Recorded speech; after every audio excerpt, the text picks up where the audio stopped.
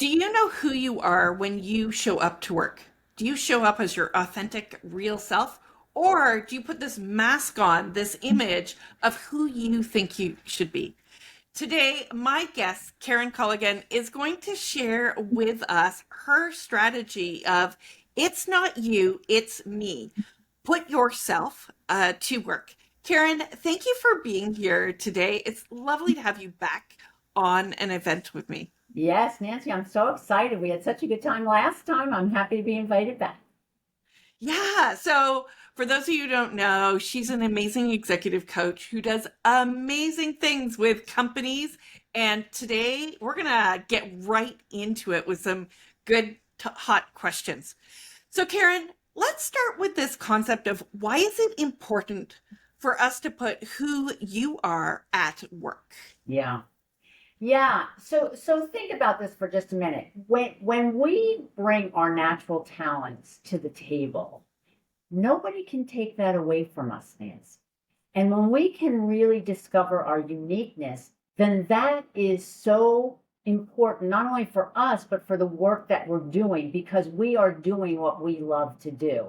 And so in today's world, everybody's always looking over their shoulder, like, oh, what is he doing? Oh, what is she doing? And instead of doing that, because that can get exhausting, what I'm really saying to people is go inside and start paying attention to what is my natural talent? What do I bring to the table that's going to make me unique and really be able to help my career, my team, my organization? And once you do that, you got your confidence, you got clarity, and you got conviction. So it's really important to understand that. I agree. When we get to know who we are, we can actually confidently show up and we can clearly communicate that message. So tell me, how do we start to discover who we are and what makes us that unique individual as we move forward? Yeah. So we have to spend some time. And there's three elements to this. It's self-awareness, it's development, it's growth, and then repeat. And so, what I say about the three is self awareness. So, who am I? My foundational piece is always what are your values? What's my core? What's my behavior? How am I going to make those decisions? Once I have the foundation down, then Nancy, I can go, oh, you know what? What are the skills I'm great at? What are the things I don't do so well? Oh, I don't want to pay attention to those. What have I accomplished in my life? And with that, what were the skills I used to do those really big accomplishments that I'm so proud of? Internal barriers, what stopped me before? And then how do I make sure that I'm putting some strategies in place so that won't happen again? So that's self-awareness. The development then is once I gather all of this, Nancy, then I've got to put a development plan in place. And who's in charge of that? Me. And so you put your development plan in place and then you grow and you watch yourself grow. And as I said, then you got to repeat. Because if you're on a career journey, it's your career journey and no one else's. And so you've got to be self-aware, you got to develop, you got to grow, you got to repeat. And that's what people need to do. And it takes time. It does take time. And, as a leader, as somebody who's hired people and sat down and done performance review with people, I often ask the question, like, what is the next stage for you? What is it that you want to grow into? Yeah. And too often people come to those meetings, those sessions with me, and we're like, I don't know. Yeah. I am completely lacking awareness of it and haven't taken that time to really get to know. Mhm. So, one of the things that you talk about is strategies to promote your brand for these roles. So, we've sat down, we've reflected. Now, what are some strategies that will help us actually promote who we are, those values, those things to move up? Yeah. So you've gained clarity. You know who you are. You're ready to go. The first thing you have to do is communicate it. And who are you going to communicate it to? Well, let's start with your boss. That's always a nice place to start. And let him or her know, well, this is where I want to go in my career. This is what I'm thinking. Can we have a conversation about this? And maybe they have more information than you do. So your boss is a great place. Put it in your performance review. That way it's documented and it forces you to do it, and it forces your boss to have that conversation. You can find an advocate or a mentor and ask them if maybe you can shadow them a little bit. And I love the idea of an informational interview. Not that I want your job, but how did you get there? What were you thinking? And how did you make the decision to grow in that way? And you say you do 3 or 4 informational interviews just so you can collect information and think, well, this is who I am. This really maps to this and I can do it. And then at the end of the day, you have to make sure you're putting your stretch goals in place. So you're gathering clarity, then you're talking to your boss, you've got your performance review, you're finding an advocate or a mentor, and then you go, okay, I got it. Now I'm going to put some more stretch goals, and I have to be visible with what I want to do. Visibility is sometimes so hard for us. But in one of the previous speakers, we actually talked about the about section on your LinkedIn. Mm-hmm. And what Karen is talking about here, about finding out who that is, finding about what that goal is, I would highly recommend going back to like your LinkedIn profile as well as your performance profile and say, this is what I'm about. This is what I want to do. Because you never know who is looking from outside the company as well as inside the company for these different strategies. So I'm going to encourage you, take that, extend that over. Yes. Yeah. So Karen, we're going to dive into the next question that you offered me. And here's one where I want us to take a little bit more time, because I would love to be able to kind of go over some opinions, some thoughts, some ideas on it. And the question that you proposed is everyone a leader? And I recently had this conversation with a girlfriend who had just gone to a retreat about this. So I'd love your answer and for us to kind of banter a bit about this topic. Yeah. Oh God, I can talk leadership forever. So my short answer is yes. Every single person is a leader. No questions asked. I don't care if you have people responsibility, if you have P&L responsibility, it doesn't matter. You're a leader in your own life. And then when we're thinking about this from a career perspective, Nancy, you are the leader of your career. And so it's really important for you to really take ownership of that and recognize, wow, I don't have direct reports, or I don't have P&L, and I have myself, and I have to make sure that I'm leading my life the way that I want to, and not looking over my shoulder again saying, what's she doing? What's she doing? What's he doing? So the short answer, yes, we are all leaders.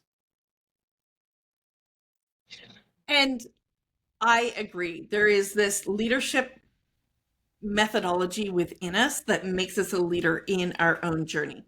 As you are looking to move up the corporate ladder, and here's where I want to kind of take this a little bit further, is for engineers, for example, I see that there are 2 leadership paths. One is that management path, up the management change, and then the other is a technical leader. Yeah. And I think so often people don't realize that as they build expertise in an area and become that expert, they start to really need to hone their leadership skills from that perspective. And so often we hear about the management leadership chain. Can you maybe dive deeper on how you can become more of a leadership expert in your field that doesn't necessarily have to manage people, but still show up with leadership expectations? Yeah. So when you think about leadership in general, and you think about what does leadership really mean, you know, you have to build a strategy, you have to build a culture, you have to build a vision, you have to be inspiring, and what I like to say is you have to have a head and you have to have a heart. So that's the way I look at leadership, just in a nutshell. So I completely agree. Not everybody wants to be a leader in terms of P&L responsibility and people responsibility. And yet, when you think about, for example, engineers, because I worked with a lot of them, we literally designed a career track for the engineers to be able to continue their career and not feel obligated to have to work on the account side, have to work and have that people management perspective. They weren't interested in it. What they wanted, Nancy, and it was so fabulous because we actually listened to them, is they wanted to go deep in their expertise. They're like, I don't want people management. A lot of people are not interested in that. And so we literally built that career track. And if an organization doesn't have a career track for the expertise that you have, whatever that might be, that's a great place to start. And maybe that's a development stretch goal for you, that you sit down with human resources or your manager and start saying, I don't want to be a people leader. I want to be a leader of my whatever that expertise is. Can we start talking about how I can build that career? Because I like this place. I want to stay for a while. And if I have a career trajectory, I will. Yeah. Thank you for diving deeper into this because I really think this is an area that isn't talked about enough in the leadership journey is Right. finding that is. And that goes back to that concept of you need to show up of who you are, not the image. So I want to end this with this last question about how do you bring more of yourself to work? How do you show up more as that who you are, not the image Right. uh, that you're pretending sometimes to be? Right.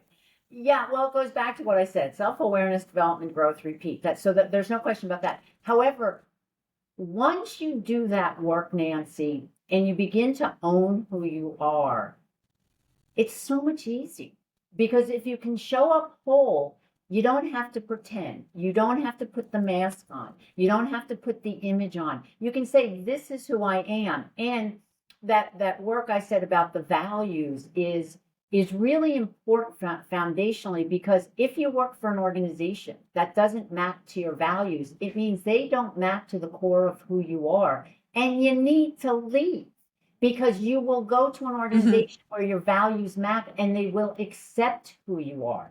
And that's important. So when you're putting that round peg in a square hole, or what, obviously that's not the way it goes, but whatever that saying is, everybody knows what it is, it doesn't work. And you're going to be exhausted and you're going to be cranky and you're going to take it out on the dog or you're going to take it out on your partner. And so really map your values to their values so that you can show up whole and be really proud of who you are, and they will be proud of you.